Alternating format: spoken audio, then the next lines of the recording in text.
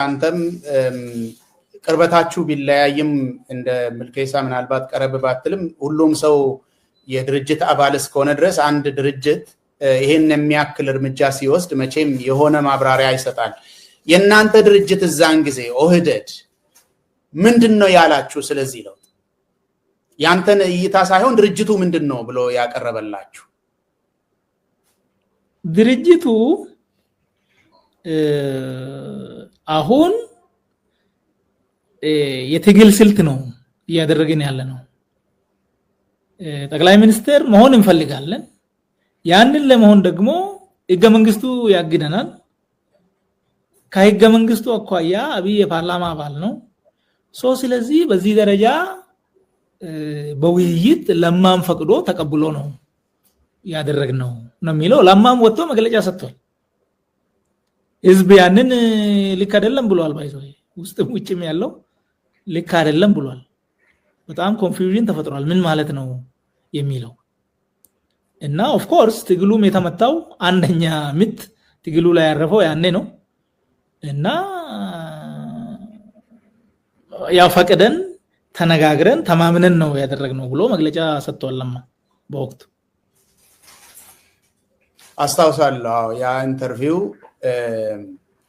በጣም አስገራሚ ነገር ነው። ያን ነገር ሰው ጊዜ ሲያገኝ እንዲያ እኔ ራሴ ጋብዛለሁ። ምክንያቱም ዛን ጊዜ ለማ ለህዝብ ሳይሆን ለአብይ አመራር የሚሰጥ አይነት ንግግር ነው የተናገረው።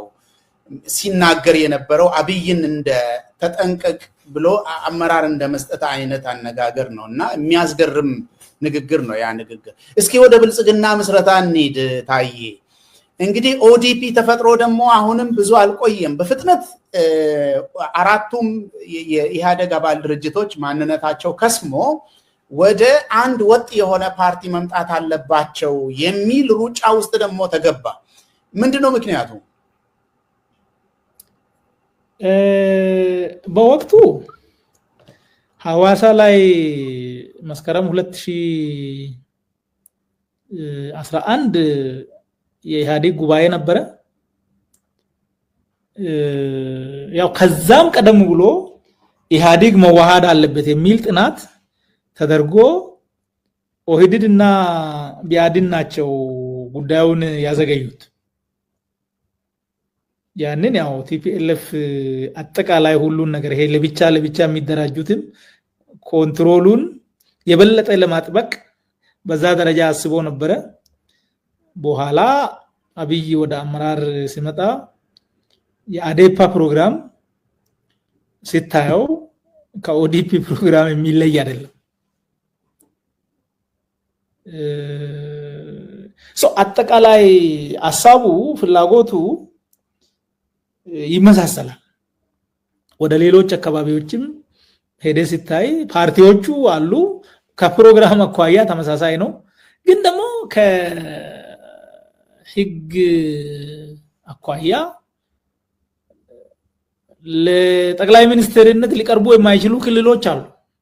ኢህአዴግ አጋር ተብሎ እንትን የተባሉ እነዚህንም ማካተት ነበር። ደግሞ በመሰረታዊነት አራቱ ድርጅቶች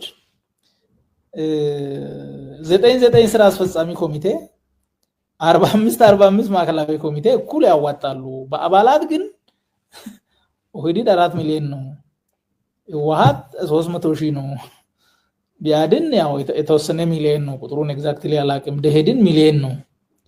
ግን ደግሞ እኩል ነው። የበለጠ ደግሞ ወሳኙ ቲፒኤልኤፍ ነው ደግሞ ሄዶ እዛ ውስጥ ለዛም እንትን ማለት ነው እኩል መሆኑ አንሶት እንደገና እዛም ላይ ደግሞ የበላይ ነው። ይሄ ሁሉ መዋቅራዊ ችግር አለ፣ መቀየር አለበት፣ አንድ ላይ መምጣት አለብን። አንድ ላይ ስንመጣ የማዕከላዊ ኮሚቴም የስራ አስፈጻሚ ኮሚቴም እንደየአባል ብዛቱ በዛ ደረጃ ታይቶ የሚደረግ ነው። ፖለቲካም በኢህአዴግ ግምገማ ታህሳስ 2010 ላይ ግምገማ የ17 ቀን ግምገማ ተቀምጠው ይሄ ብሔረተኝነት የብሔር የቋንቋ መብት መከበሩ እንደተጠበቀ ሆኖ ፖለቲካሊ ግን በጣም ተለጥጦ አብሮ ለመኖር ወደማያስችል አቅጣጫ እየሄደ ነው። የብሔር መብት መከበር አለበት፣ ግን ከፖለቲካ ግን ትንሽ ረገብ ማለት አለበት የሚልም ነገር ነበረ። አንድ ላይ ለምን ፓርቲ አንሆንም? ተመሳሳይ ሐሳብ አለ፣ ህገ መንግስቱ አለ፣ እሱን አንቃወምም። ፌደራሊዝሙ አለ፣ እሱን አንቃወምም። መዋቅሮቹ አሉ፣ ክልል ስልጣን አለ። ህገ መንግስቱ ቢከበር ፖለቲካው ደግሞ በሐሳብ ቢሰራ ችግር የለም በሚል ነው ሐሳቡ የመጣው። በዚህ መስመር ያው የመደመር መጽሐፉን ከዛ በኋላም የወጡ የፓርቲው ፕሮግራም፣ መተዳደሪያ ደንቡ፣ ፕሪንሲፕሎቹ ተብሎ የቀረቡልን ህብረ ብሔራዊ አንድነት፣ ነፃነት፣ የዜጎች ክብር፣ ወንድማማችነት፣ ፍትህ፣ እኩልነት፣ እነዚህ የመሃል ፖለቲካ የሚሉ ነገሮች አሉ።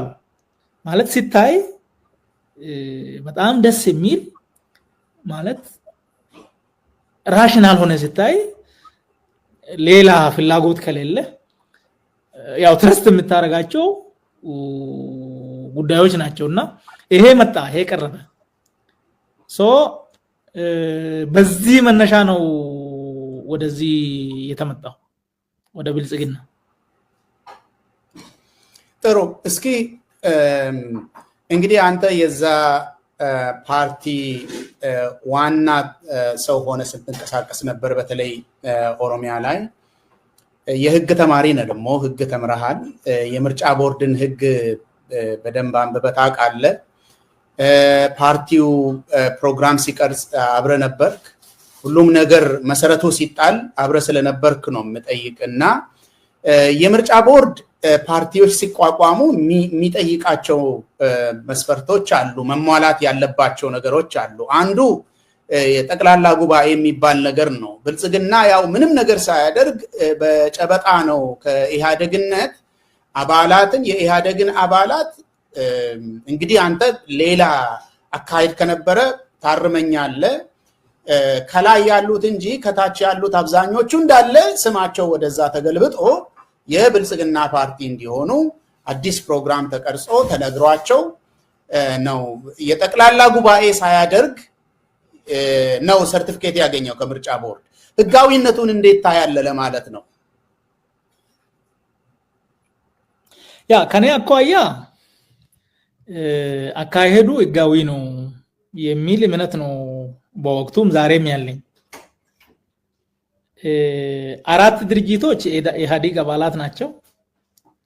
ኦፍ ኮርስ ህወሓትን ቢብሎ ነው የወጣው። 3 ድርጅቶች ከኢህአዴግ የመጡ ናቸው። 5 ድርጅቶች ደግሞ ከአጋር ከሚባሉ ድርጅቶች የመጡ ናቸው። ሁሉም ህጋዊ ድርጅቶች ናቸው። በጉባኤ የተመሰረቱ ናቸው። ሰርቲፊኬት ያላቸው ናቸው። በእያንዳንዱ መተዳደሪያ ደንብ ጥምረት ሲፈጠር እንዴት ነው የሚፈጠረው፣ ውህደት ሲፈጠር እንዴት ነው የሚፈጠረው የሚል መተዳደሪያ ደንብ ላይ ተጽፏል። ፓርቲዎቹ አስቸኳይ ጉባኤ ጠርተው በዛ አስቸኳይ ጉባኤ ነባሩን ፓርቲ አፍርሰው አዲሱን የሚፈጠረውን ፓርቲ ለመቀላቀል በቃለ ጉባኤ ውሳኔ አሳልፏል። 8ቱም ብልጽግና የተቀላቀሉት ብልጽግና እንደ አዲስ ፓርቲ ገና አባላትን አስፈርሞ የሚመጣ ሳይሆን ቀደም ብሎ አባላት የነበሩት እና በጉባኤም እያንዳንዳቸው በጉባኤ ተመሰረቱ እና በጉባኤ ደግሞ ራሳቸውን አፍርሰው ሌላውን ለመቀላቀል አዲሱን ፓርቲ ለመቀላቀል የወሰኑ ፓርቲዎች 8 ፓርቲዎች ነበሩ። ከፓርቲ አኳያ ህይወት የነበራቸው ማለት ነው፣ ሌጋል ፐርሰናሊቲ የነበራቸው። ይሄ ጥምረት ነው፣ ይሄ ውህደት ነው። አዲስ አባል ወይም አዲስ አይነት ፓርቲ ስላልሆነ ገና ሌላ የነዛ ፓርቲዎች የጉባኤ ጊዜ ጉባኤ ማድረግ የሚገባቸው ጊዜ አለ።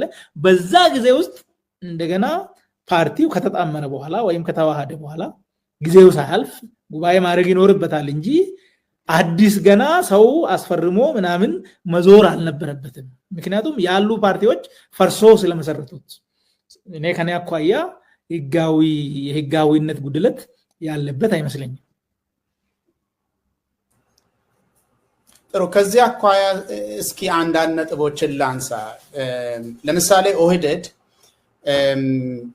ያንተን ስራ ባልደረባ የነበረ ምልኬሳ እንዳነሳው ጠቅላላ ጉባኤ አልጠራም። ራሱን ለማክሰም ይሄንን የብልጽግናን ሐሳብና ሽግግሩን የሚቀበሉ አንድ ፒክድ የሆኑ ሰዎችን ሰብስበው ነው ያስወሰኑት። በዛ ላይ ደግሞ ለማ አልነበረም እዛን ጊዜ፣ አንተም ታስታውሳለህ መሰለኝ፣ ሀገር ውስጥም የነበረ አልመሰለኝም።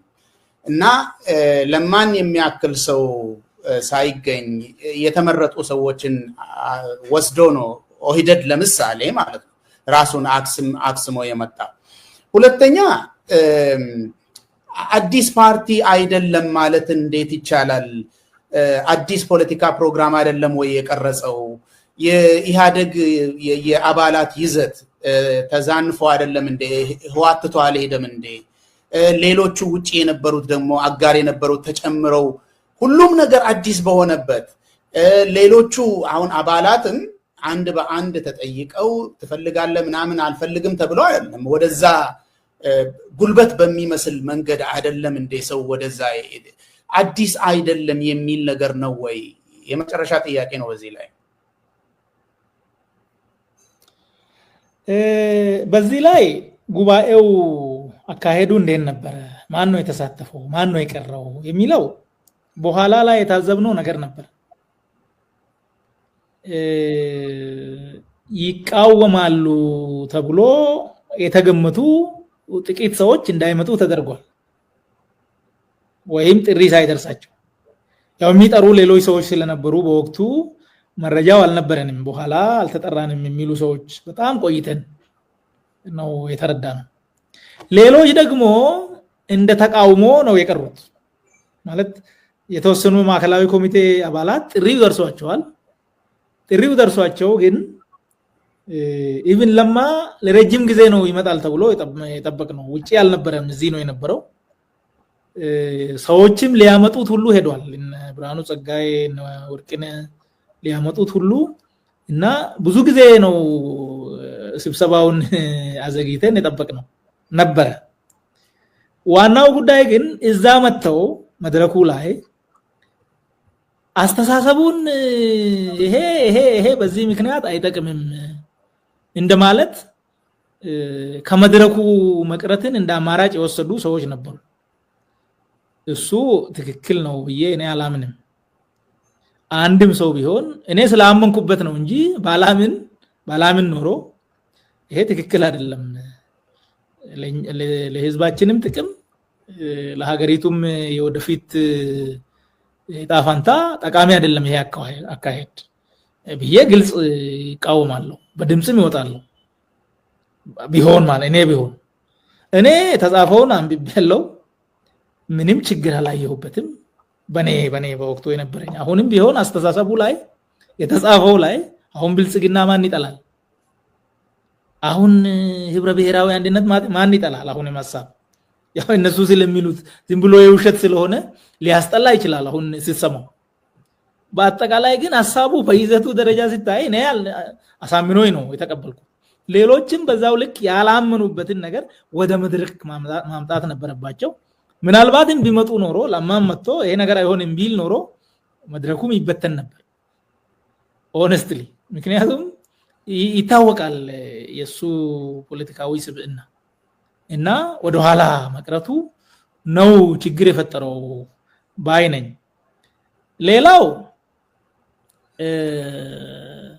አይ ቲንክ አንድ ፓርቲ በመተዳደሪያ ደንቡ ምን ማድረግ ይችላል? ንብረት ማፍራት ይችላል። ኦኬ፣ ይሄ ንብረት ማለት ምን ማለት ነው? ፎቅ ሊሆን ይችላል፣ መኪና ሊሆን ይችላል፣ ሌሎች ነገሮችም ሊሆኑ ይችላሉ።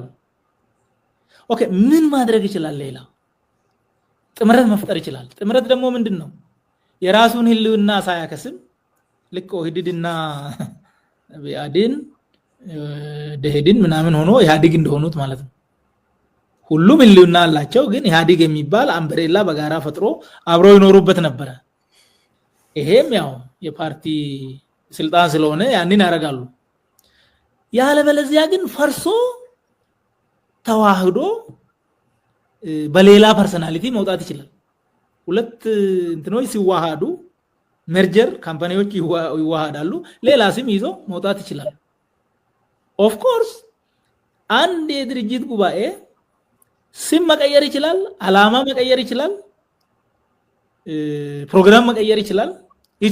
ጉባኤ ሲሆን ጉባኤው ተጠርቷል አልተጠራም የሚባለው ነገር ትክክል አይደለም። አጠራሩ ላይ የጎደሉ ነገሮች አሉ። ያንን የሚያውቅ ደግሞ እኔ በወቅቱ ግንዛቤው ስላልነበረኝ ነው። ኢቭን ያልተጠራ አንድ ሰው መኖሩን ባቅ እኔ ልክ አይደለም ነው የሚለው። ፐርሰናሊ አላወቅኩም እኔ በወቅቱ። የሚያውቅ ሰው ደግሞ መጥቶ ያንን ይሄ የተጨበረበረ ጉባኤ ነው፣ ስለዚህ መደረግ የለበትም ማለት ነበረበት። ግን ጉባኤ ተደርጓል፣ እኛ ተሳትፈናል። እነማን ናቸው ጉባኤ? የዛ ጉባኤ አካል ወደ 1000 ምናምን ሰው ነው። የእያንዳንዱን ስም እኔ ማወቅ አልችልም፣ ፊቱንም ማወቅ አልችልም። ግን ሰው መጥቷል። ይሄ ጉባኤ አባል አልነበረም እና ያለ ህግ መጥቷል የሚል ካለም በዛ ደረጃ መቃወም ነበረበት። እና ከኔ አኳያ አካሄዱ ላይ ችግር አላየሁም። ዋናው ችግር የተነጋገርነው ቃል የገባነው ባልነው ልክ መፈጸም አለመቻላችንና ወደ ተቃራኒ መንገድ መግባቱ ነው የሚል ነው እንግዲህ የኔ እይታ። ኦፍ ኮርስ አካሄዱ ያው ባይደረግ ኮንትሮል ሜካኒዝም እንደ ኦሮሚያ ክልል ሰዎችን የምንቆጣጠርበት መቆጣጠሪያ ከእጃችን የወጣበት ነው። እኛ ያንን አላየንም። እሱን በዛ ደረጃ መከራከር ይቻላል። መደረግ የነበረበት ግን መድረክ ላይ በማምጣት ነበረ። ያ አልተደረገም ነው። በጣም ጥሩ። እስኪ እንግዲህ ኦህዴድን ስትቀላቀል ከዛም ደግሞ ወደ ኦዲፒም ሲለወጥ በጊዜው የነበረ የፖለቲካ እይታ ነበረ። የአገርና ለምሳሌ የኦሮሚያ ችግር ትንታኔ የራስህ ነበረ፣ ከሰዎች ጋር የተስማማህበት ነገር ነበረ። ያንን ትንታኔ መሰረት በማድረግና ይሄ ኦህዴድ የሚባል ድርጅት ጉድለቶች ቢኖርበትም እናሻሽላለን፣ እናሸንፋለን በሚል እሳቤ አሁን እንግዲህ ወደ ብልጽግና ሽግግር ሲደረግ አንተ አይተ የገባኸው ነገር ሙሉ ለሙሉ ተለውጧል። ለምሳሌ ኦህዴድ ከነችግሩም ከነምኑም የብሔር ስም ነው ያለው። የኦሮሞ ህዝብ ዲሞክራሲያዊ ድርጅት ነው የሚባል። ሌሎቹም እንደዚሁ አባል ድርጅቶቹም እንደዚህ። ብልጽግና ይሄንን ተጠይፎ ነው የጀመረው ማለት ትክክል አይደለም። ቢቻል ኢትዮጵያ የሚል ባይቻል ደግሞ እንደዚሁ ብልጽግና ፓርቲ የሚል የሆነውም ያ ነው። መጨረሻ ላይም ግጭት ያመጣው ነገር አገሪቷን ወደ ጦርነት የወሰደውም የብሔሮች ጥያቄ ተመልሷል የሚል እሳቤ ነው ሲቀነቀን የምናየው ማለት ነው። በተጨባጭ የሚታየው ችግር ግን የሚታወቅ ነው። አንተም የምታውቀው ነገር ነው። ኦሮሚያ ላይ፣ አማራ፣ የትም የተባባሰ ችግር እንጂ የተቃለለ ችግር አይታይም። አንተ በራስህ በግል ማለት ነው ወደ ብልጽግና ስትቀላቀል የኦሮሚያንም ሆነ የሀገሪቷንም ችግር የምትረዳበት መንገድ ተቀይሯል? ያንተ ትንታኔ ተቀየረ ወይስ እንዴት ነው? ብልጽግና የብሔርን ነገር ቁጭ አድርጉ ህብረ ብሔራዊ ፌዴራሊዝም ለስሙ እንቀበላለን የሚባል ፕሮግራሙ ላይ እንዳለ ነግረኸኛል። ነገር ግን የብሔሮች ስም ሲፋቅ ከፓርቲ በፊት ደግሞ የብሔር ያለው ስምን ነው አይተ የገባው። ያንተም ትንታኔ በዛ ላይ የተመሰረተ ይመስለኛል። ከተሳሳትኩ ታርመኛል። ወደ ብልጽግና ስትገባ የሀገሪቷን ችግር የምትረዳበት መንገድ የኦሮሚያንም የምትረዳበት ትንታኔ ተቀይሯል ማለት ነው ወይስ ሌላ ነገር አለ? ምንም የተቀየረ ችግር አልነበረም። ዋናው ጉዳይ ቀደም ሲል እኔ ሳይ የነበረው ያው ስለ ኦሮሞ ሳስብ ሰብአዊ መብቱ የሚደፈረው ኦሮሞ ብቻ ነው፣ ፍትህ የሚጎልበት ኦሮሞ ብቻ ነው፣ ያለ አግባብ የሚገደለው የሚዘረፈው ኦሮሞ ብቻ ነው። ስለዚህ በሚል ያሰብኩበት ወቅት ነበረ። በኋላ ግን ተመሳሳይ ችግር ያለባቸው አካላት ጋር ታሰርኩ። እስር ቤት ሳይ ኦሮሞ ላይ የሚደርሰው ችግር የሚፈጸመው ግፍ አማራም ላይ፣ ሶማሌም ላይ፣ ሲዳማም ላይ፣ ጋምቤላም ላይ፣ ቤኒሻንጉልም ላይ በተመሳሳይ በአንድ አካል ሲፈጸም ነበር።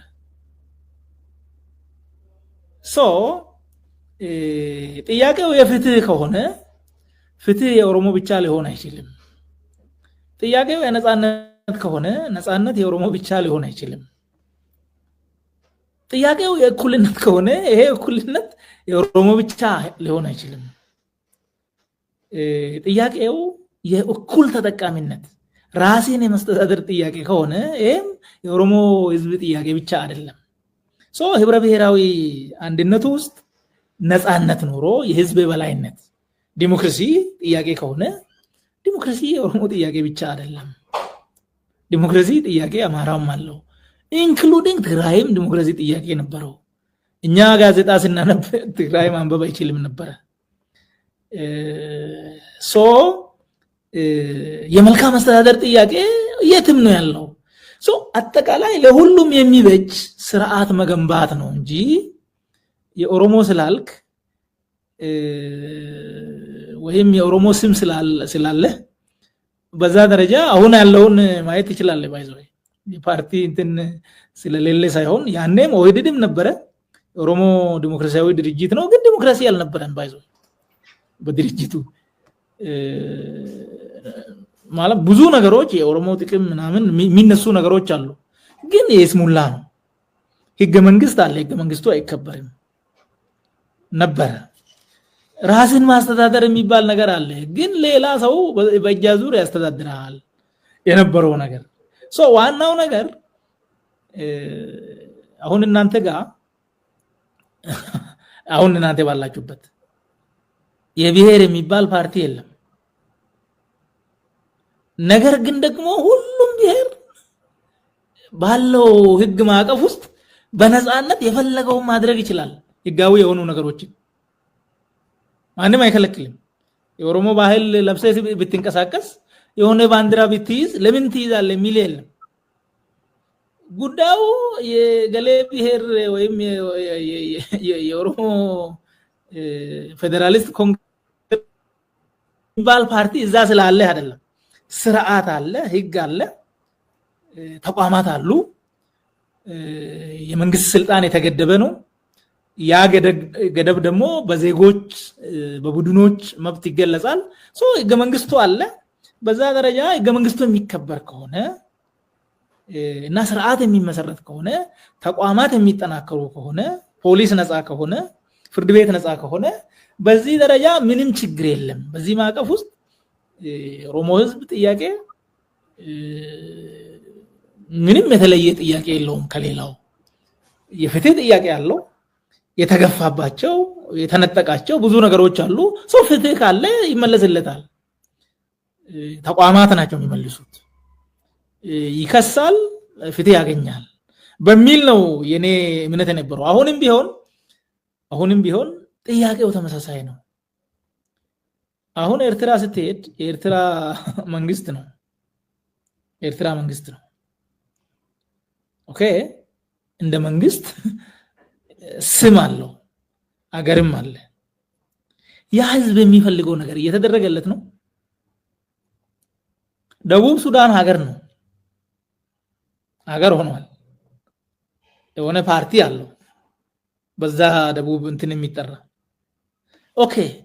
ከሰሜን ሱዳን ሲገነጠል ያው የሆነ ችግር አንስቶ ነው። ያ ችግር ተፈቷል ወይ? እዛ ስትሄድ ምክንያቱም የሆነ አካል የሆነ ሰው የሆነ ብሔር ስለሆነ ሳይሆን በመርህ ላይ ተመስርተ በዛ መርህ መሰረት ስርዓት ገንብተ ተቋማትን አጠናክረ ተጠያቂነትን አምጥተ ግልጽነትን አምጥተ በዛው ማዕቀፍ ውስጥ ነው እንጂ አሁንም ቢሆን ያ ነገር ኦብኮ ስለሆነ ኦፌድን ስለሆነ የሆነ ስለሆነ የሚፈታ ነገር አሁንም የለም ሶ ከዚህ አኳያ ችግሩ የጋራ ስለሆነ በዚህ ጋራ የጋራ ችግር ላይ በጋራ ፕሮግራም በጋራ አላማ በጋራ አደረጃጀት ሆነን ብንሰራ ደግሞ በትግሉ ጊዜም የህዝብ መተባበር አንድ ላይ መምጣት ተመሳሳይ ስሜት ማሳየት ነገር እያየን ስለነበረ አንዱ ለሌላው ሞቷል ባይዘው አንዱ ለሌላው ሞቷል ድንበር ተሻግሮ አንዱ ለሌላው ታስሯል ድንበር ተሻግሮ አንዱ የሌላ ችግር አሞታል ሶ ከዚህ አኳያ እኔ የኦሮሞ ችግር ብቻ ሳይሆን ሊያሳስበኝ የሚገባው የትግራይም ችግር ሊያሳስበኝ ይገባል የአፋርም ችግር የአማራም ችግር የሶማሌም ችግር ባያስኩት ፕሮግራም ማዕቀፍ ውስጥ በዚህ ደረጃ ብናስብ ፖለቲካሊ የአንድ ሀገር ሰዎች እስከሆነን ጊዜ ድረስ ይሄ ልክ ነው የሚል እምነት ነበረኝ በወቅቱ ሶ በዚህ መሰረት ነው አሁንም ችግሩ ይሄ ነው ፍትህ የለም የህዝብ የበላይነት የለም ህጋዊነት የለም ህገ መንግስታዊነት የለም መረጋገጥ ያለበት ይሄ ነው ይሄ ከተረጋገጠ ለኦሮሞም ሰላም ነው ለአማራም ሰላም ነው ለትግራይም ሰላም ነው ይሄ ካለ ይሄ ከሌለ ግን ኦሮሞ ስለሆንክ አማራ ስለሆንክ የሆነ አፋር ስለሆንክ እነዚህ መሰረታዊ ማሪዎች ይሄ ነፃነት የሚያረጋግጥ የህግ የበላይነት የሚከበርበት ተቋማት ነፃ ሆኖ ከህጉ አኳያ ብቻ የሚሰሩበት እኩልነት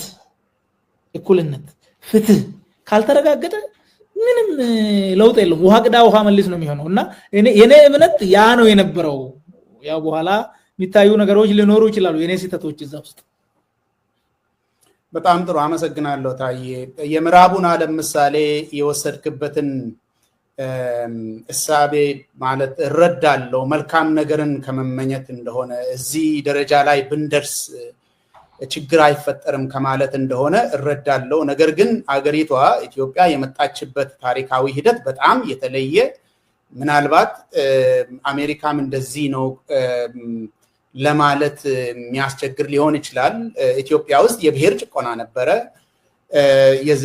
ማለት በኤምፓየር ነው ሲፈጠር ሀገሩ እና ብዙ ውስብስብ የሆኑ ችግሮች ነው ዘመናዊ ኢትዮጵያ ውስጥ የተፈጠረው የብሔር ድርጅቶችንም የፈጠረው ይሄ ነው የመሬትን ችግር መሬት ላይ የተመሰረተን ችግር ያመጣው እንደዚህ አይነት አካሄድ ነውና የብሔርና የመሬት ጉዳይ አገሪቷን ሁለት አብዮት ነው የወሰዳት የ1974 በግዕዝ አቆጣጠር የ66 እና የ1991 በግዕዝ 1983 ሁለት አብዮቶችን ወስዶ ነው አሁን የነበረው ያለነው ደረጃ ላይ የደረስ ነው ብዙ ሰው ዋጋ የከፈለበት ያለቀበት ነው ያንን ለማቃለል አይመስለኝም ያንን ምሳሌ የወሰድከው የብሔርንም ጥያቄ እንደምታምንበት እገምታለሁ ነገር ግን አገሪቷ የመጣችበት መንገድ የኛ በጣም የተለየ ነው አንደኛው ወገን የኔ ቋንቋ ተጨቅኗል ተዘርፍ ያለው የበታቾኜ ነው የኖርኩት የሚልና የተማሪዎች እንቅስቃሴም ሁሉም ነገር በዛ ላይ ነው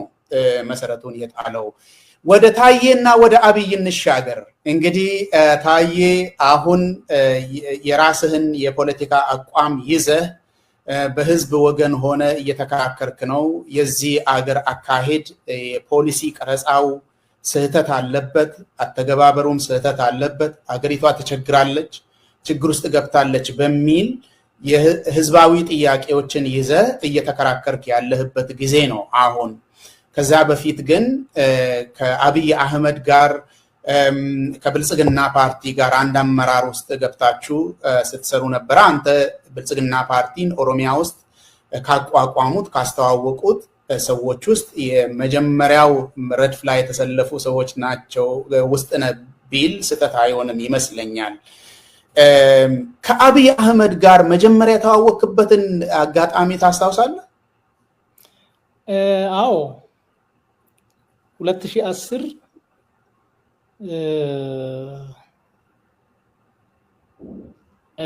ፕሮፌሰር መረራ ከእስር ከወጣ በኋላ በሳምንቱ ቀኑን አላስታውስም ኤግዛክትሊ አዳማ ላይ የፍትህ አካላት ስልጠና ሰጥቶን ነበር።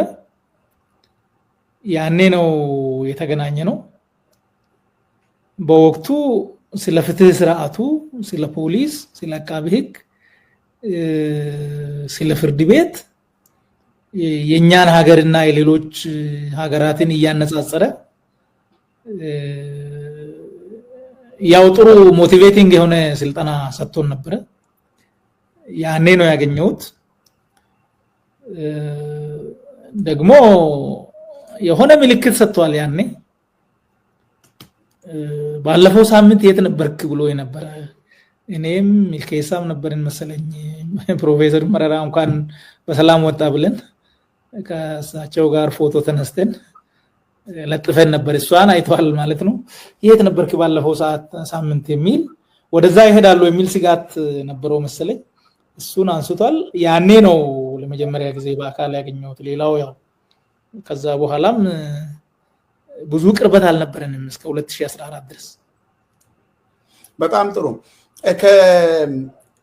በግልጽ በአደባባይ ልዩነትህን መግለጽ ከጀመርክ በኋላ አንተን እሱ ከሚኒስትር ዴታነት ያነሳበት ጊዜ አስታውሳለሁ እና ያንን እርምጃ ሲወስድ የለጠፍከው ነገር ነበረ። በሚዲያም ቀርበ ደግሞ የተናገርካቸው ቃላቶች የነበሩ አብይ አህመድን ለመግለጽ አንደኛ አረመኔ ነው የሚል ነው። ሁለተኛው በአፋን ኦሮሞ የሰማሁት ናቶ ነማ ሂንቀበኒ ለሰው የመራራት ስብዕና የለውም ጭራሽ አላየውበትም የሚል ነው። እነዛን ቃላት የተጠቀምከው በንዴት ነው ወይስ አሁን ይቆጫል? በንዴት የተጠቀምኩት አይደለም። በገባኝ ልክ እሱን ለመግለጽ ነው። በገባኝ ልክ ማለት ነው። እንግዲህ በዚያ ውሳኔ ያው በግልጽ አቋም ወደ ማራመድ ከመምጣቴ በፊት 2011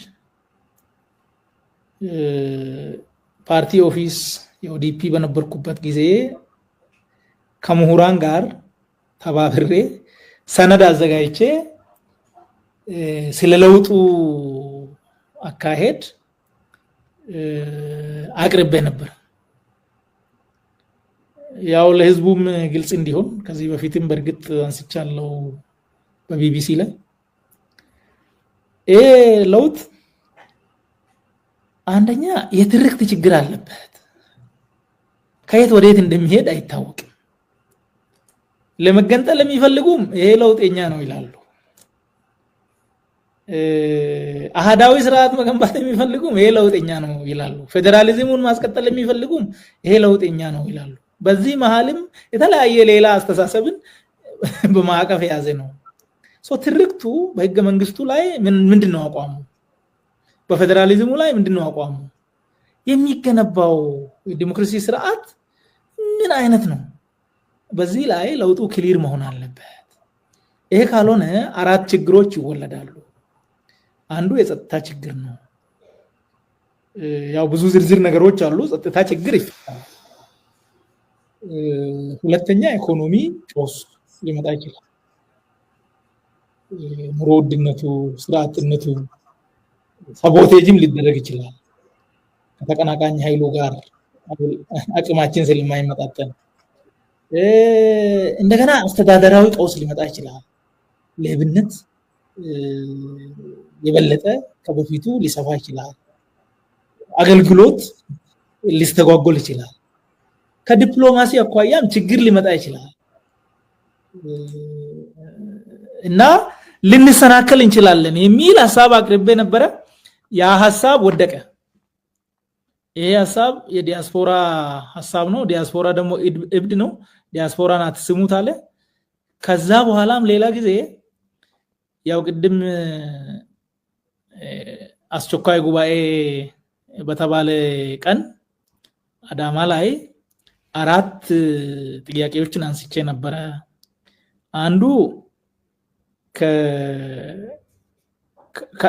ትግሉ ላይ ዋጋ የከፈሉ ሰዎች እውቅና ማግኘት አለባቸው፣ የተጎዱም መካስ አለባቸው። ይሄ ካልሆነ ለውጡ ባለቤት አልባ ይሆናል የሚል አንስቼ ነበር። ሁለተኛ ሌብነት በኢህአዴግ ጊዜ ከነበረው ፍጥነት በላይ እየሄደ ነው። ይሄ ልውገም ሊበጅለት ይገባል። ያለበለዚያ ይበላናል። ወያኔን እንደበላ ሁሉ እኛንም ይበላናል። ሶስተኛ የኛ መንግስት የኛ አስተዳደር በስርዓቱ ውስጥ ተጠያቂነት የለውም። አንድ ሰው የሆነ ወረዳ ላይ ቢያበላሽ ሌላ ወረዳ ተወስዶ ይሾማል ወይ ከፍ ተደርጎ ዞን ይገባል እና በወንጀል በጥፋት አመራሩ አይጠየቅም። እንደዚህ ደግሞ ከሆነ መንግስት ሊጸና አይችልም። ህዝብም በዚህ ደረጃ እያየን ነው፣ ተስፋ ይቆርጣል። ሌላው ወጣቱ ነው። ወጣቱ በትግል ውስጥ ነው የነበረው። አሁንም ጭንቅላት ውስጥ ያለው ከትግል ከአመፅ አልወጣም። ይሄ ፕሮጀክት ተቀርጾ በጀት ተመድቦ ወጣቱ ወደ ሰላም መንፈስ እንዲመለስ ብቻ ደግሞ ሳይሆን ስራ እድል ይፈልጋል፣ ሰርቶ መኖር ይፈልጋል። በዚህ ልክ ታስቦ የራሱን ድርሻ በዚህ ለውጥ ውስጥ ተጠቃሚነቱን ማረጋገጥ ይፈልጋል። ይሄ ካልተደረገ ይሄንን ታግሎ ያመጣውን ለውጥ እንደገና መልሶ ሊታገለው ይችላል ብዬ ነግሬዋለሁ። ኖት ይዞ ነው ዝም ያለው። ከዚያ በኋላ ያው የአባገዳ ከረዮች ኦፍ ኮርስ እዛ ከመድረሳችን በፊት የወያኔ ጦርነት መጣ። የወያኔ ጦርነት ሁለተኛ ዙር የመጀመሪያው ሄደን ከምርጫ በኋላ ሁለተኛ ዙር መጣ። ሁለተኛ ዙር ሲመጣ እኛ አዳማ ላይ ሐምሌ 2013 አዳማ ላይ ያለፈውን አመት አፈጻጸም ግምገማና የቀጣይ አመት እቅድ ላይ ውይይት እያደረግን ነበረ። ሬንጀር ለብሶ መጣ እና ሶስት ነገሮችን ነገረን። አንዱ ምንድነው? አሁን ወያኔ ወደ አማራ ክልል እየመጣ ነው። ይሄ በጉልበቱ እየመጣ እንዳይመስላችሁ፣ ሆን ብለን ነው የለቀቅናቸው። ይሄ ፋኖ ብሎ የሚያቅራራውን እንዲያሳዩት ነው አለ። ደነገጥኩ። እኛ የማናውቀው የሆነው ነገር የለም። ኢቭን የትግራይ ጦርነትንም የፈጠርነው እኛ ነን። ወያኔ ያንን ጥቃት እንዲፈጽም በሴራ ነው ያደረግነው አለ። ደነገጥኩ። ከዚያስ እንደምትሰርቁ አውቃለሁ፣ እንዳትሰርቁ አልልም፣ ግን ፍጥነቱን እና መጠኑን ቀንሳችሁ ስረቁ አለ። መድረክ ይዞ ማለት so this is my first impression። ከዚህ በፊት ያቀረብኳቸው ጥያቄዎች አልተመለሱም። በአካል ላገኘው ብዙ ጊዜ ሞክሬያለሁ፣ አልተሳካም። አገኘሃለሁ ብዬም እየጠየቅኩ ነበር፣ አልተሳካም። ይሄ ደግሞ ተነገረኝ፣ ገርሞኛል። ግን ደግሞ ያው ካድሬው እንዳይሸሽ ለማረጋጋት ይሆን እንዴ ደግሞ ትላለ ማለት ነው። ጤነኛ ሰው እንደዚህ አይነት ወንጀል እኔ ፈጸምኩ አይልም ብለህ ስለምታስብ ኦኬ ብለህ የሆነ እንትን ትላለህ፣ አግኝተህ በአካል እስክታወራው። ይሄ ነበር። ከዛ በኋላ ከአባገዳ አባገዳዎች ሞት በኋላ ድያ በኋላ ተገናኘን። ኦሮሚያ ላይ ያለውን ችግር ነገርኩት። እዚህ አዲስ አበባ ላይ የተዘጋው ማዕከላዊ በኦሮሚያ ሁሉም ዞኖች ላይ ተከፍቶ ኦሮሞ ወጣት እየተኮላሸ ነው፣ ወገቡ እየተሰበረ ነው። ኦሮሚያ ላይ ሰብአዊ መብት የሚባል ነገር የለም፣ የወንጀል መርህም የለም። እናት በልዩዋ ወንጀል እየተረሸነች ነው፣ አባት እየታሰረ ነው፣ ሚስት በባሏ እየታሰረች ነው። በባሏ ጥፋት ነው አይደለም ሌላ ጉዳይ ሆኖ። ይሄ ነገር በጣም በጣም በጣም አስነዋሪ ነው። የጸጥታ ቀውሱ በጣም አስቸጋሪ ነው። ሰው በሬዎቹ እየታረዱ እያለቁ ነው። እየታገተ ሰው ገንዘብ እየወሰዱበት ነው። ለአመታት ያፈራውን ኢቭን ከዘመድ ለምኖ እንዲከፍል እየተደረገ ነው። ህዝቡ ለምንድነው የታገልነው እያለ ነው። ከለውጡ ተስፋ ቆርጧል ብዬ ሲናገረው እና ይሄ ልማት ምናምን ተብሎ የሚቀርበው ማሰት መሆኑን ሳስረዳው ይሄ ምንም አልመሰለውም። ሽመልስን አትንካብኝ፣ እሱ በጣም ምርጥ ፕሬዝዳንት ነው፣ እንደሱ አይነት ከዚህ በፊትም ኦሮሚያ ላይ ተሹሞ ያቅም፣ ከዚህ በኋላም እንደሱ አይነት ፕሬዝዳንት አይመጣም አለ። ሌሎች ጉዳዮችም ነበሩ ከዛ በኋላ። ይሄ ሰውዬ ያው ማዕከላዊ ኮሚቴ ላይም ስንገናኝ ምንም ነገር ከራሱ ውጭ ሌላ ሰው መስማት የማይፈልግ የሰው ህመም፣ የሰው ሞት፣ መፈናቀል ምንም ነገር እንደማይመስለው ደግሞ አንድን ነገር ሲያስብ ከእውቀት ከብቃት ከመረዳት ሳይሆን እንዲሁ ተኝቶ እንደሚያደርግ ተረድቻለሁ። ከምንም በላይ ግን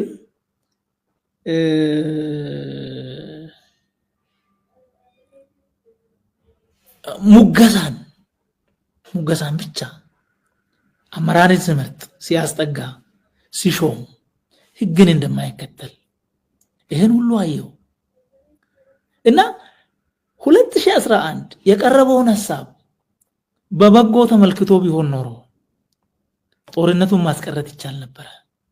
ጦርነቱ ቢቀር ደግሞ አሁን ያለንበት ዙሪያ መለስ ቀውሱ፣ ምክንያቱም በጣም ትልቁን ኢኮኖሚያችን የበላው ጦርነት ነው። ጦርነቱ ላይ ያለቀው ገንዘብ ብቻ ሳይሆን በጦርነቱ ምክንያት ከዚህ ሀገር የሸሸ ኢንቨስትመንት አለ፣ ለመምጣት እያሰበ ሳይመጣ ይቀር አለ። ይሄ በጣም ሂውጅ ነው፣ ሂውጅ ገንዘብ ነው። ይሄ ሁሉ ቀውስ ያመጣው እሱ ነው የሚለውን ራሴ አይቼ ተከታትዬ ገብቶኝ ነው እንጂ ሰላምም እንደማይፈልግ ኦፍ ኮርስ አንድ ያልነገርኩ 2015 አንድ ጊዜ የኦሮሞ ነጻነት ሰራዊት ሰዎች ተገለው ገለናል ብሎ በፌስቡክ ለቀቁ የሚዲያ ሰራዊቱ። ከዛ ተወስዶ ካውንተር ተሰራ። ሰው መግደል ሳያንስ እንደገና በሬሰ እንደዚህ ይቀልዳሉ በሚል ትንሽ ካውንተር ፕሮፓጋንዳው በለጠ። በኋላ ማዕከላዊ ኮሚቴ ሲንገናኝ እንደዚህ አይነት ይሄ ሸኔ ምናምን የሚባል ነገር ሲታገኙ ድምጻችሁን አጥፍታችሁ ለምን አገሉም?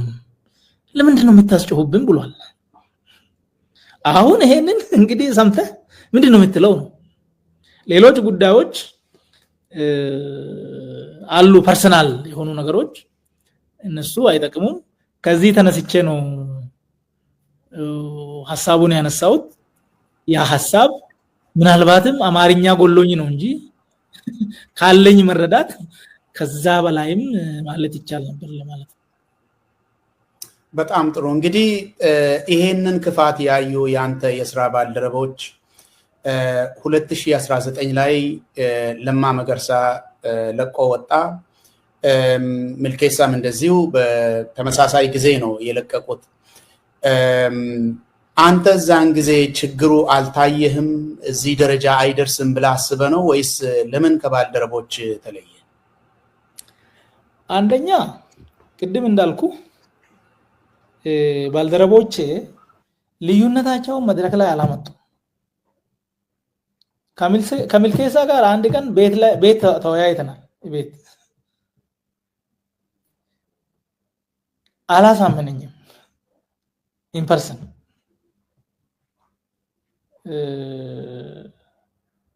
ኦዲፒ መፍረስ የለበትም ብሎ ሲል እና ያነሳቸው በወቅቱ እንግዲህ የነበረ ፋክቶች ዛሬ ያለህን የለህም።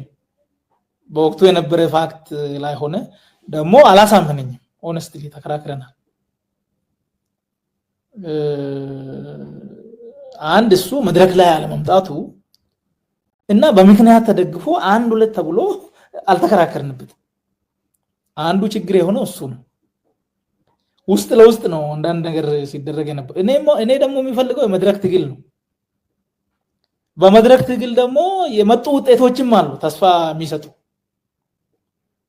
የገመገምኳቸው ከቦታ የተነሱ ነበሩ። በኔ ፐርሰናል ግምገማ ልክ አይደለም ይሄ ብዬ ያ ደግሞ ተስፋ ይሰጣል ማለት ነው። ውጪ ላይ ሌላውን እየታገልክ ውስጥ ላይ ደግሞ የተጣመሙ ችግር የሆኑ ነገሮችን ማስተካከል ከቻልክ ያው ድርጅት ማለት እሱ ነው የሚል ነው የነበረኝ ለኔ። እና ደግሞ ጽሁፎቹ፣ መሪዎቹ፣ ፕሮግራሙ በትክክል ያው ሆን ብዬ አንብቤው ነው። ስህተት አላየሁበትም። አሁንም ቢሆን ማለት ነው። ከዛ አኳያ መድረክ ላይም ባለመምጣቱ እና አላመንኩም ማለት ነው። የሚያሳምነኝ ነገር አልመጣም፣ አልተገኘም። አንዱ እሱ ነው። ሁለተኛ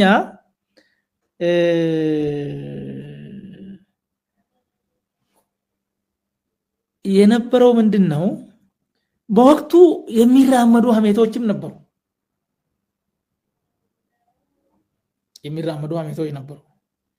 ያው ገሌ ላይ ቀንተዋል። በወቅቱ እሱ ኖቤል ሽልማትም አግኝተዋል እና ለማ እኔ ጠቅላይ ሚኒስትር ቢሆን ኖቤል ሽልማቷ የኔ ትሆን ነበር የሚል እንትንም ነበረው የሚሉ ነገሮች ደግሞ ነበሩ።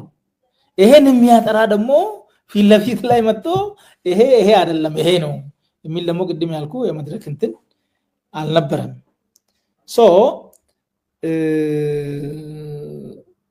በዚህ ምክንያት ለመቀበል እና ከነሱ ለመለየት መንገዱ ያዋጣል። ፐርሰናል ጉዳይ አልነበረኝም። ሐሳቡ አሸናፊ ሐሳብ የሚል ነበረን በወቅቱ ሙቶ ሐሳቡ አሸናፊ ነው የሚል አምኛለሁ እኔ። ኦፍ ኮርስ አሁንም አሸናፊ ነው ብዬ ነው የማስበው። ሐሳቡ ሰላም ያሸንፋል። ኦፍ ኮርስ ፍትህ ትክክል ነው። ወንድማማችነት ምንም ጥፋት የለበትም። ነፃነት ምንም ጥፋት የለበትም። ዜጋ ውጭም ውስጥም እንዲከበር መስራት በምትችለው ልክ ይሄ ችግር የለበትም። ከፖለቲካ ፕሮግራም አኳያ፣ ከኢኮኖሚ ፕሮግራም አኳያ የተቀረጸው፣ ከማህበራዊ ፕሮግራም አኳያ፣ ከውጭ ጉዳይ ፕሮግራም አኳያ እኔ አሁን ፕሮግራሙ ላይ ችግር የለም። በዚህ ደረጃ ሌሎች ጉዳዮች ላይ ደግሞ የነበሩ ፋክቶች ውስን ነበሩ፣ አላመንኩም። በዚህ ነው የቀረው ለማለት ነው። በጣም ጥሩ። ለማን እንግዲህ ኦህዴድን ለመቀላቀል እሱን ለማግኘት ብዙ ጊዜ እንደፈጃችሁ እና ከሱ ጋር የመገናኘታችሁ ደግሞ ወሳኝ እንደነበረ ኦህዴድን ለመቀላቀል ወራትን እንደፈጀ ለማን ለማግኘት ቅድም ገልጸህልኝ ነበረ። ለማ ሲሄድስ ለምን እንደዚህ አልወሰዳችሁም? ለምሳሌ አንተ ለምን እንደዚህ አልወሰድከውም? በተለይ ለማን በተመለከተ ማለት ነው። የመድረኩ ነገር ነግረኸኛል። መድረክ ላይ መጥቶ አልተከራከረም፣ ሐሳቡን አልገለጸም። ስለዚህ አሳማኝ የሚሆን ነገር የለም ከሐሜት ያለፈ የሚል አንስተሃል። ከዛ ባለፈ ግን አንተ አይተኸው ፓርቲውን የተቀላቀልከው ሰው ከፍተኛ የፖለቲካ ስብዕና ገንብቷል የምትለው ሰው ተለይቶ ሲወጣና ለብቻ ተለይቶ የአንተ ፓርቲ አቋም ሲወስድበት እንዴት ዝም አልክ? እንዴት አስቻለ? እሱስ በርካታ ነገሮች ነበሩ ከዛ ጋርም ተያይዞ። አንደኛ ከለማ ጋር ተገናኝተን በሶስተኛው ግንኙነታችን ያኔ ፊት ለፊት ላይ የሚታዩት ለማና አብይ ስለነበሩ ይሄ አብይ እንዴት ነው በአንተና ያው ምልኬሰም ነበረ በዛ መድረክ ላይ ሌሎችም ነበሩ 5 ሰዎች በአንተና በአብይ መካከል ያለው ነገር ምንድነው? የሆነ ጊዜ ችግር ከተፈጠረ ይሄ ህዝብ ብዙ ኪሳራ ይከፍላል አልኩት። ይሄ 2009 ነው ባይዘው ቦታውን ራሱ ሳይለቅ አብይ ማለት ልክ እንደኔ ተመልከቱት፣ ምንም ልዩነት የለንም ማለት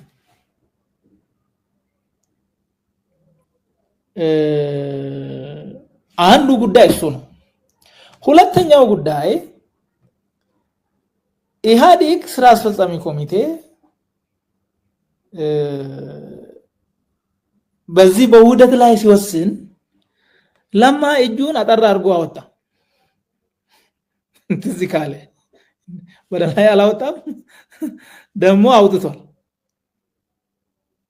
የሚል አሳይተውናል። ለማ ደግፏል የሚል አልደገፍኩም ብሎ ደግሞ ሳይደግፍ በዛ ደረጃ ሆኖ ከሆነ አልደገፍኩም አላለም።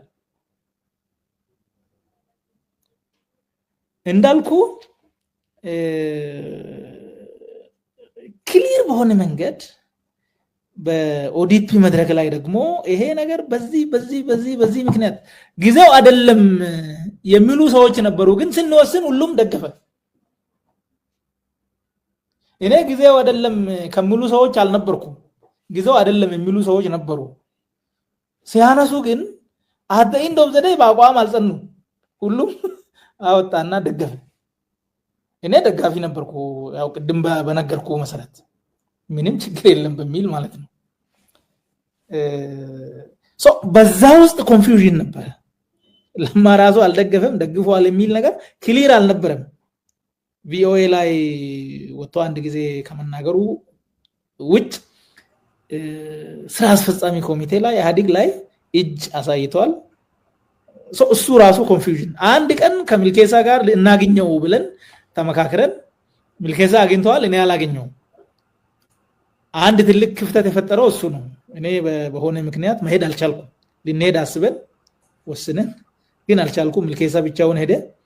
ከዛ ደግሞ ተወያይቶ መጣ። ከመጣ በኋላ ግን በትክክል አላስረዳኝም ማለት ነው። ሚልኬሳ አልተቀበልኩትም፣ አላሳመነኝም። ያው ለምንም አይደለም። እኔ ማንኛውንም ሐሳብ ካሳመነ ምንም ችግር የለም። ካሳመነ ይሄ ሐሳብ በቃ የቆየውበት ነው። ስንት ዓመት ከኔ ጋር ኖሯል፣ አለቅም አለኝ እና አዲስ የተሻለ ሐሳብ ከመጣ እኔ አመለካከቴን ለመቀየር ሌላ ምንም ነገር ሳይሆን ለተሻለ ጉዳይ ምንም ችግር አልነበረም። ግን አላሳመነኝም በወቅቱ። እሱ ነበር ደግሞ ሀሜቱ አልኩ ማለት ነው። ከዛ በኋላ ለማ መድረክ ላይ ዝም እያለ መድረክንም እየቀረ አንዳንዴ በቃ ይሄ የሚባለው ቅናት እውነት ይሆን እንዴ? ሰው አይደለ አንተም እውነት ይሆን እንዴ በቃ ትላለህ ማለት ነው። በዚህ ምክንያት ይሆን እንዴ ለማ ትላለህ። አንድ እሱ ግን ምንድነው ችግሩ? ሁለት ችግር አለ። ይሄን ሐሳብ ማመን ነበረብኝ አልነበረብኝም ብዬ ሳስብ ሁለት ነገር ነው። አንድ አብይ በበዓለ ሲመቱ ላይ ብዙ ሀተታ ከተናገረ በኋላ አንድ ቁም ነገር ተናግሮ ነበር። ያ ቁም ነገር ምንድነው? እንደዚህ ፊት ለፊታችሁ እንደሚቆም እናቴ በ7 ዓመቴ ነግራኝ ነበር አለ። እሱ ቁልፍ ጉዳይ ነበር። ሌላው ሀተታ ነው እና እሱን ክሪቲካሊ ማየት ነበረብኝ። ያዩ ሰዎች ነበሩ። that was my fail። ንጉሳዊ ስርዓት ነው የሚመሰርተው አለ። ዲሞክራሲ የሚባል ነገር ከዚህ በኋላ የለም። ፍትህ ምናምን ህግ ምናምን የሚባለው ነገር በእግዚአብሔር የተሾመ ሰው ተጠያቂነት የለበትም። ባይዘው ፈጣሪ ነው ይሄን ቦታ የሰጠኝ። ይሄን ደግሞ ቀደም ብላ አይታ እናቴ ነግራኛለች አለ እና እሱን ማየት ነበረብኝ። ትግል ምናምን የሚባለው ነገር ይሄ ኢትዮጵያ ህዝብ ታገለ፣ ኦሮሞ ህዝብ ታገለ፣ ኦሮሞ ጥያቄ፣ አማራ ህዝብ ጥያቄ የሚባል ነገርም የለም። ይሄ ሹመት፣ ይሄ ስልጣን የህዝብ የሚባልም ነገር የለም። ስልጣን እኔ ነው። ይሄ ሳልወለድ በፊት የታጨውበት ነው። ይሄ ፈጣሪ ዲዛይን ነው ያደረገው። ትግል የሚባል ነገር ብትታገሉ ባትታገሉ ምንም ነገር አይሆንም የሚል ነበረው። ህዝብን ትግል ካደ ነበር። በትግል አልመጣሁም ማለት ነው። ወደፊት የሚሰራው ደግሞ ተጠያቂነት የለብኝም እኔ ንጉስ ነኝ አለ። እሱን ማየት ነበረብን። ክሪቲካሊ አላየሁም። እሱ ያው በኋላ ነው። ሁለተኛ ይሄ ሰውዬ ስለማንነቱ እርካብና መንበር በሚል መጽሐፍ ውስጥ ጽፏል። ስታነብ ታገኘዋለህ። ብዙ አታታዎች አሉ። አንደኛ ወጥ አቋም የለም እዛ ውስጥ በኋላ ሳይ አንዳንዴ አምባገነንነትን ይደግፋል፣ ሌላ ጊዜ ዲሞክራሲን ያወድሳል፣ ሌላ ጊዜ ማስመሰል ምናምን ይላል። ብዙ የተወሳሰቡ ነገሮች አሉና የሚጨበጥ ነገር የለውም። ስለዚህ ሰውዬ ፐርሰናሊቲ ይሄ ሰውዬ ማን ነው ማለት ነበረብኝ። ከዛ ንግግር ባሻገርም ይሄ ሰውዬ የጻፈው መጽሐፍ አለ ወይ? ከድር ሰተተ የሚባል መጽሐፍም ጽፏል ነው የሚባለው። እሱን አላነበብኩም። እርካብና መንበርም በወቅቱ ያው ገበያ ላይ በሰፊው ስላልነበረ አላነበብኩም። ግን በኋላ አንብቤያለሁ። በኋላ ሰውዬውን ካየው በኋላ ምንድነው የሚለው ቁልፉ? ሰዎችን የሚፈልጉትን አውራላቸውና ወደምትፈልገው ወስደ ጣላቸው፣ ከዚያም በሬ ሆይ ሳሩን እንጂ ቅጠሉን ሳታይ ይበላቸው ይላል። ሳሩን እንጂ ገደሉን ሳታይ ሳሩን እንጂ ገደሉን ሳታይ ይበላቸው ይላል። ይሄ ማለት የጻፈው ነገር የተናገረው ነገር ለማታለል እንደሆነ ግልጽ ይሆንልኝ ነበር። ይሄን ቀደም ብዬ ፋክቱ ቢኖርኝ። ስለዚህ ሰውዬ ሳላቅ እንዲሁ በየዋህነት አስተሳሰቡን ጻፈ ብዬ ተናገረ ብዬ ማመነ ትክክል አልነበረም እና ከለማ ጋር ተያይዞም ኦፍ ኮርስ አትሊስት አግኝቼ ምንድነው ብዬ መጠየቅ ነበረብኝ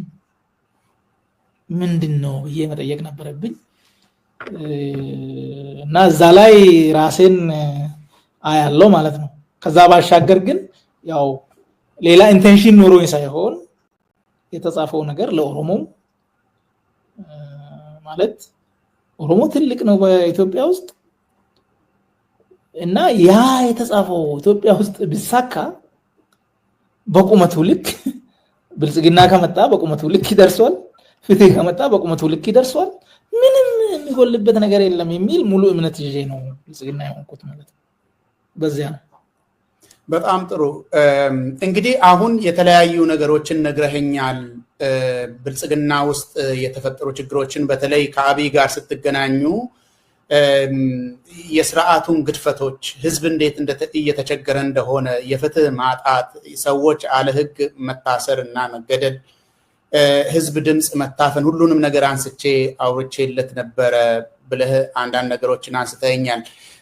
በጊዜ አኳያ ካየነው ከብልጽግና ጋር ፎርማሊ ለመለያየት ችግር የገጠመ መቼ ነው ብለን ማስቀመጥ እንችላለን?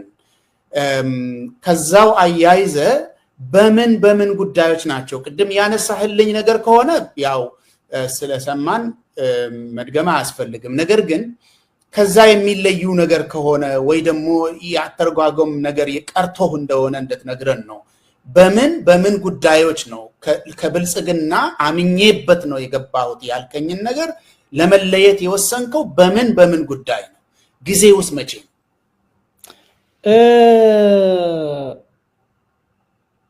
2000 ያው ሌሎቹ ቀደም ብዬ ነግሬያለሁ። ጥያቄዎች አቅርቤ አንድ ጊዜ አልተቀበለም፣ ሌላ ጊዜ ደግሞ ይሄ ልክ ነው ብሎ ኖት ይዞ በዛው ጠፋ።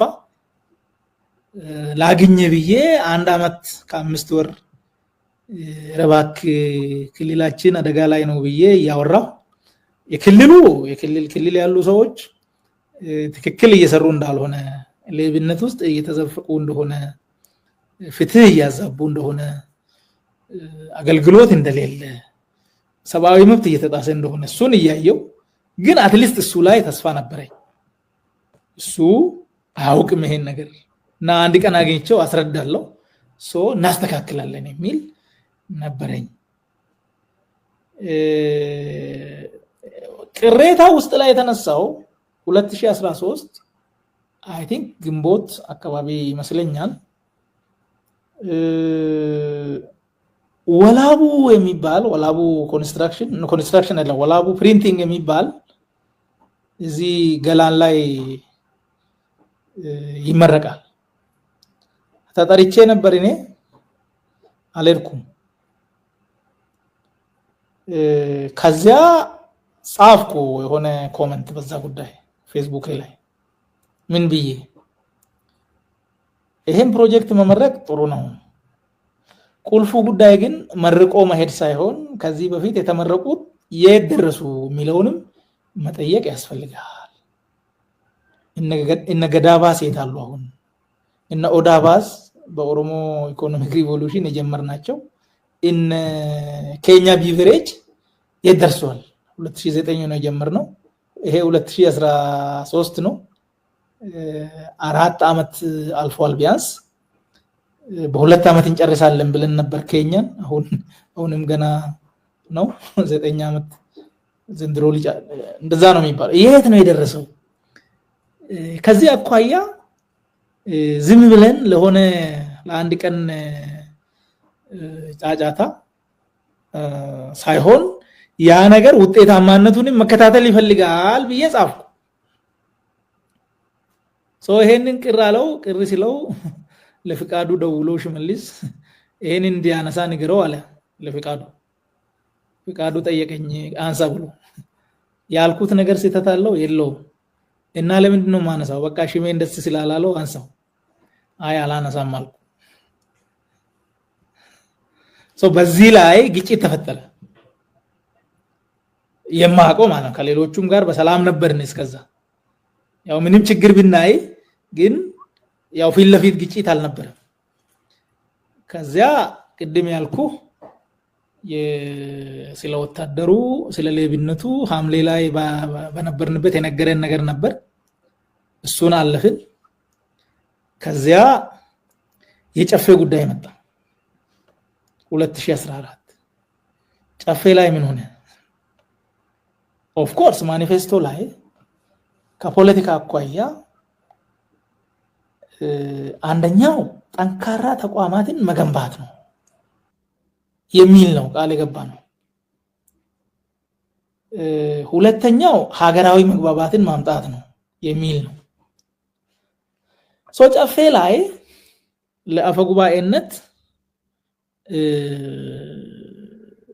ሴክተር መርቶ የማያውቁ ሰዎችን አምጥተው ስለ ህግም እውቀት የሌላቸው ልምድ የሌላቸው አምጥተው የጨፌ አፈጉባኤ ሲያረጉና ምክትል አፈጉባኤ ሲያረጉ ይሄ ከገባነው ቃል ኪዳን አኳያ ትክክል አይደለም።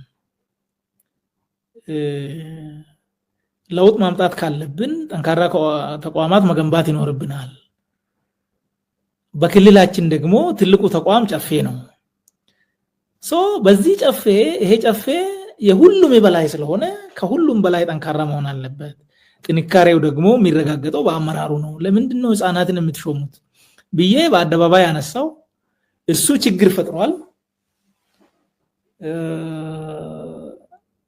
ያው በኋላ በርግጥ በኋላ ግምገማ ያገኘሁት ይሄ ሰውዬ ታዋቂነቱ ከፓርቲው በላይ ግዙፍ ሆኗል።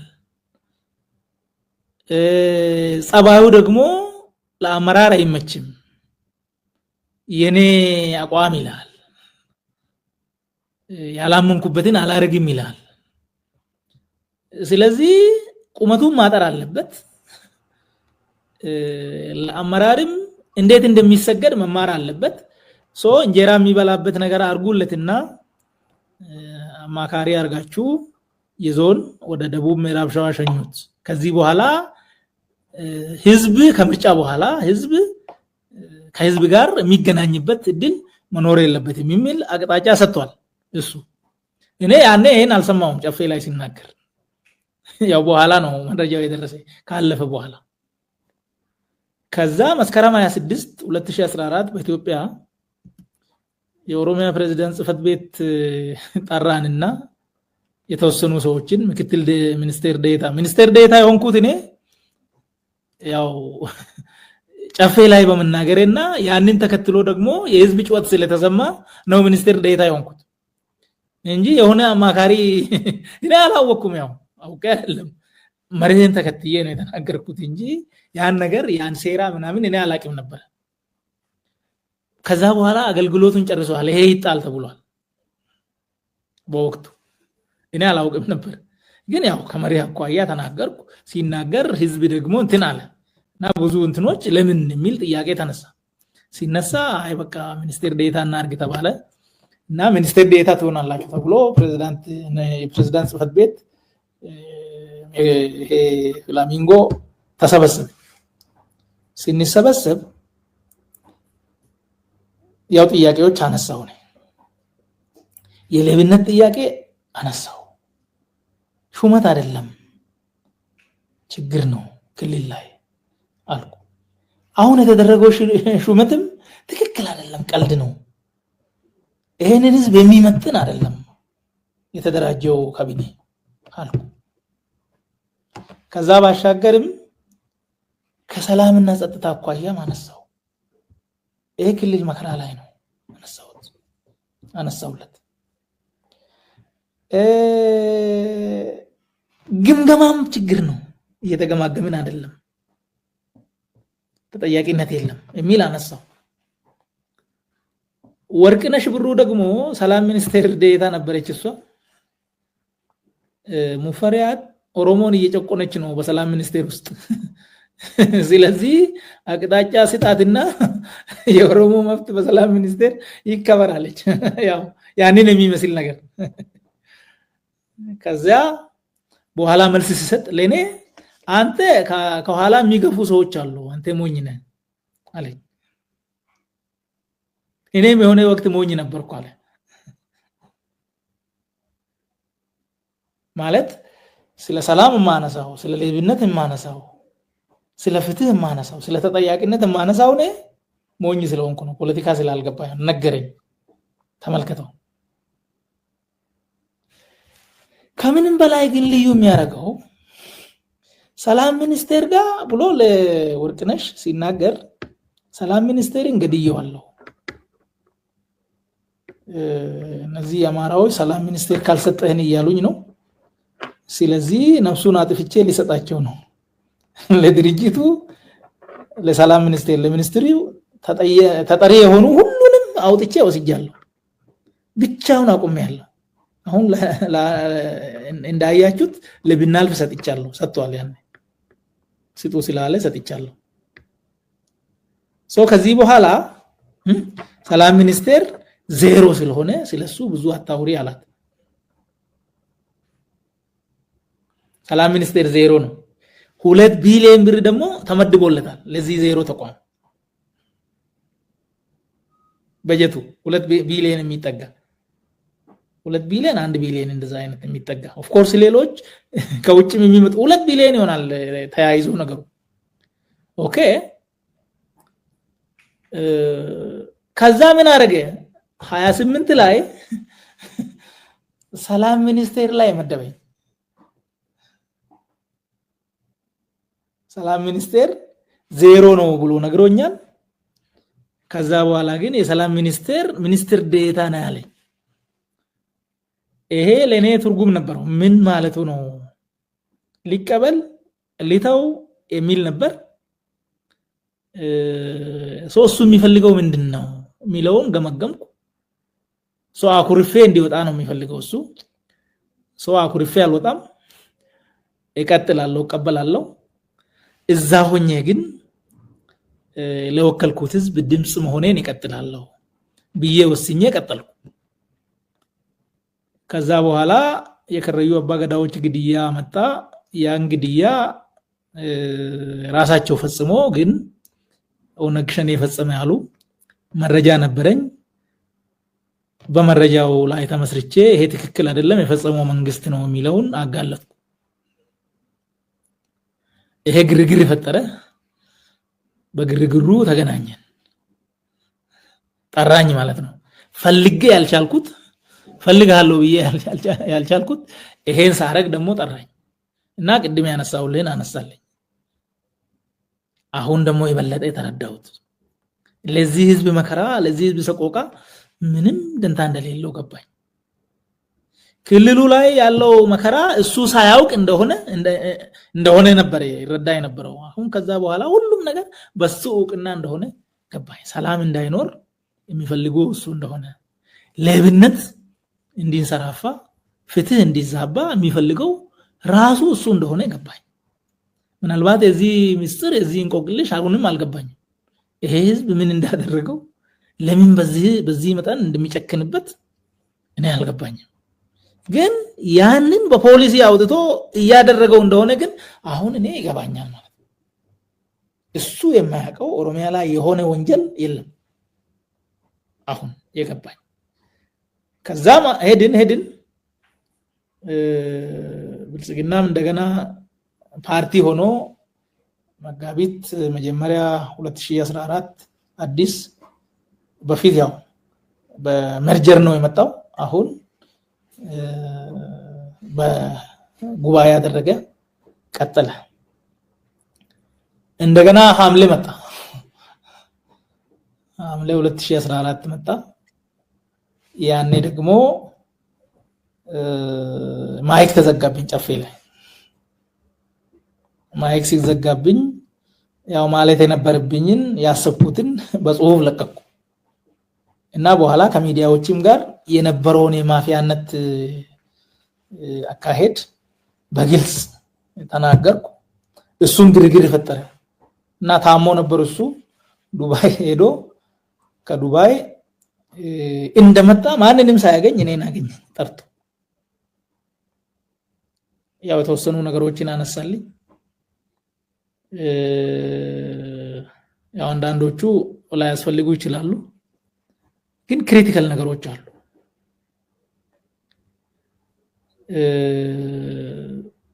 አንዱ ለምንድነው አንተ ከጠላት ጋር የምትደዋወለው አለኝ። ቹቹ አለባቸው የሚባል የአማራ ብልጽግና ጽህፈት ቤት የነበረ ነው። ብልጽግና ጽህፈት ቤት የኮሙኒኬሽን በኔ ሌቨል የነበረ ሰው ነው፣ እንተዋወቃለን። እኔ ሲናገርና ስጽፍ ይሄ እኮ እኛ ጋም እንደዚህ ነው፣ ማፊያ አገር ወሯል፣ እናንተ ጋር ብቻ አይደለም ብሎ ደውሎ ተነጋገረ። የጻፍነው ሌላ ነው፣ እየሆነ ያለው ሌላ ነው። ማፊያ አገር ወስዷል። ብልጽግና ቀርቶ ወደ ጉስቁልና እያመራን ነው የሚል ተነጋገረን። ይሄ ተቀድቷል። የሱ ስልክ ተጠልፎ ነበር መሰለኝ ወይም የኔ ተጠልፎ አላቅም። እና ይሄንን ሰምቷል፣ መረጃ አለው። እና ለምን እንደዚህ ለቹቹ አለባቸው ለጠላት ለምን ትደውላለህ? ይሄ ምን ማለት ነው? ጠላት ማን ነው? ይሄ ሰውዬ ብልጽግና አባል የነበረ ነው። ብልጽግና ደግሞ እንኳን አባሉን ተቃዋሚው ራሱ ወንድም ነው ብሎ የሚያምን ነው። መደመር ጠላትም የለም ይላል። ይሄ ከየት መጣ? እንዴት ነው እንደዚህ የምትሉት? እነዚህ ሰዎች እንደው በፖለቲካ ቢቀር ዘመድም አይደለንም ወይ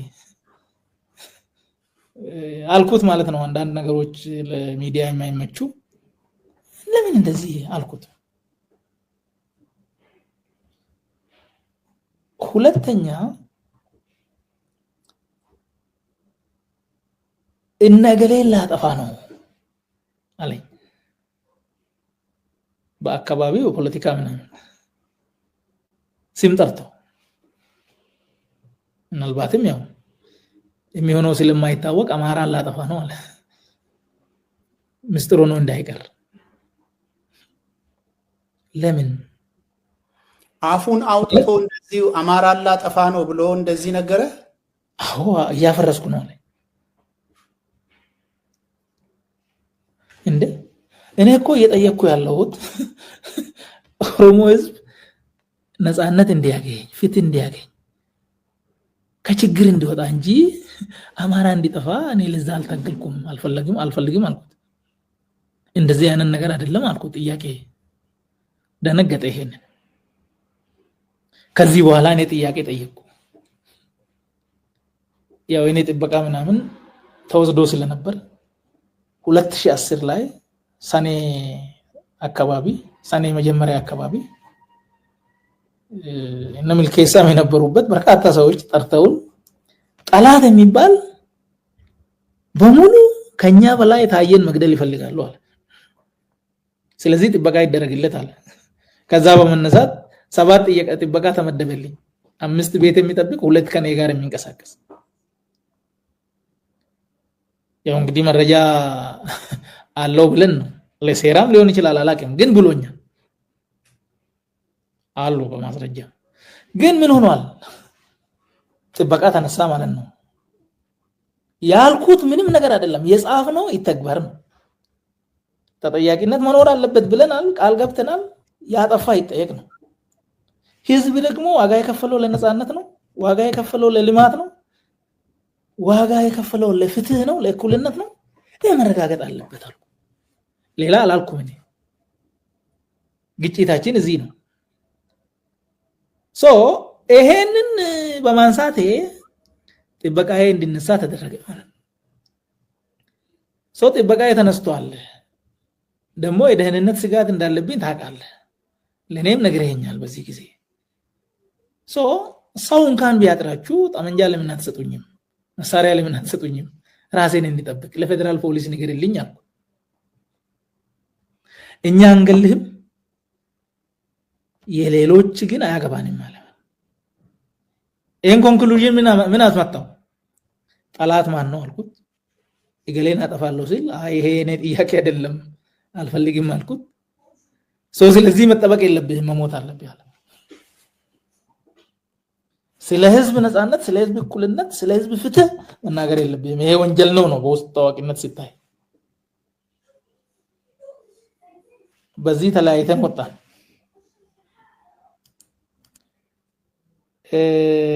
በዚህ ሂደት ነው የመጣ ነው እና እስከ ተለያየንበት ጊዜ ድረስ ነው የቆየው ለማለት ነው መልካም አቶ ታዬ አመሰግናለሁ እንግዲህ የብልጽግናን ፖሊሲ እንደምትቀበል በፖሊሲው ጋር ችግር እንደሌለብህ የፖለቲካ ፕሮግራሙ ላይ ችግር እንደሌለብህ ዋና ሐሳቤዎቹ ላይ ችግር እንደሌለብህ ቅድም ገልጸህልኛል ይሄንን ቃለ ምልልስ የሚሰማ ሰው አይ ከብልጽግና ጋር ያለህ ልዩነት ያፈጻጸም ነው እንጂ መሰረታዊ ልዩነት የለህም ቢል ምንድነው የምትለው መሰረታዊ ልዩነት አለ እንጂ ብልጽግና የተጻፈ ብልጽግና አለ የኔ እምነት እሱ ነው እየተሰራበት ያለው ነገር ግን ያልተጻፈ ብልግና አለ ተቋማትን ገንባልን ተቋማት የሚያፈርስ ስራ ነው የሚሰራው በተቃራኒ ሰላም ተብሏል የሚሰራው ጦርነት ነው የተጻፈው ነገር የለም በስራ ላይ አንድ ፍሬ የተጻፈው ነገር አንድ ፍሬ የለም መደመር ተብሏል መበተን ነው ያለው ብልጽግና ተብሏል ጉስቁልና ነው ያለው ይሄ ደግሞ በድንገት አልመጣም ወደዚህ እንደምንመጣም ችግሩን ጠቁሜ ነግሬ አልተሰማም እነሱ ያሉበት ዓለም እኔ ያለሁበት ዓለም አይደለም ይሄ ብልጽግና ደሴት የሚባለው ነገር ይሄ ምናባዊ የሆነ ነገር አለ እኔ በዛ ምናብ ውስጥ አልገባሁም ይሄ አመራር የሚባለው ከላይ ያለው ግን ከብልጽግና እንትን ጋር ኦፍ ኮርስ ልዩነት ያላቸው እየተጨነቁ እያመማቸው አማራጭ የሚኖሩ አሉ በጣም ብዙ ሰዎች ግን የተወሰኑ ሰዎች እዚህ ጋር እኛ ጋር አይደሉም ያሉት የራሳቸው ዓለም አላቸው እዚህ ጋር ስለሚሞተው ሰው የዜጋ ክብር ብለን የሰው ሬሳ በአህያ ተጭኖ ገበያ ውስጥ ይሄዳል ዜጋ ነው ወንጀል አጥፍቶ ከሆነ መሞትም ካለበት በክብር ነው መሞት ያለበት በህግ አግባብ መቀበር አለበት ከሞተ በኋላ ደግሞ በሬሳ መጫወት ባህልም አይደለም ይሄ ነው የሚሆነው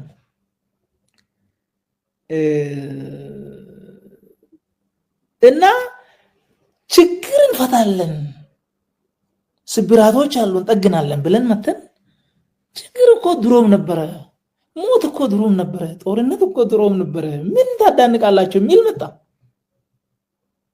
ሌብነት ቀይ መስመር ነው አናልፈውም ማለት በኋላ ራሱ ቀይ ምንጣፍ ሆኗል ከዚህ በኋላ ሁላችሁም ሄዱበት አለ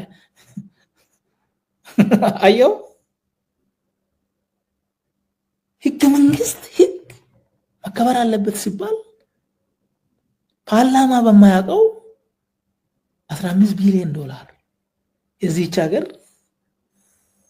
2 ዓመት ለሚጠጋ በጀት የሚሆን ዝም ብሎ በግሉ ሰውየው አንቀሳቀሳል ከየት መጣ ለምን መጣ የሚለው አይታወቅም ያ ነገር እኛ ያልነው ሰው ተኮር ነው ግን ቁስ ተኮር ነው ነፃነት ብለናል አሁን የመጨረሻ ጭቆና ሆኗል ይሄ ጭቆና ደግሞ ያው በድንገት የሆነ ሳይሆን ታስቦበት የሚሰራበት ነው ከኔ ጋር አሁን ሐሳቡ አሁን ብልጽግና ሌላ ፓርቲ ስለፍትህ ቢያነሳ አይ ፍትህ ልክ አይደለም አትልም እኮ ትላለህ you cannot say ነፃነት ካለ እኩልነት ካለ ወንድማማችነት ካለ እነዚህ ቃላቶች የሚጠሉ አይደሉም አሳምረ መጻፍ ትችላል ዋናው ጉዳይ ግን ልብ ወለድ ነው ነገሩ አሁን ላይ አንድ ነገር የተጻፈ ፕሮግራም የተጻፈ መርህ የተጻፈ ዓላማ የተነገረ የተገባ ቃል አንድም አልተፈጸመም አፈጻጸም ብለምትለው አው የተወሰነ ተፈጽሞ የቀረ ሲኖር ነው አፈጻጸም የምትለው ይሄ ተቃራኒውን የተፈጸመው ደግሞ በድንገት አይደለም ዓላማው የተጻፈው አይደለም የብልጽግና የሚባለው ያልተጻፈው ነው እሱ ደግሞ ተተግብሯል የኔ ልዩነት እሱ ላይ ነው በሚተገብሩት ውስጥ የለውበትም እኔ ያመንኩት የተጻፈውን ነው በሚል ነው የተለየሁት ማለት ነው መልካም በዚህ ወደ ምርጫ 2021 እንሻገር እስኪ ከሙዚቃ ሽግግር በኋላ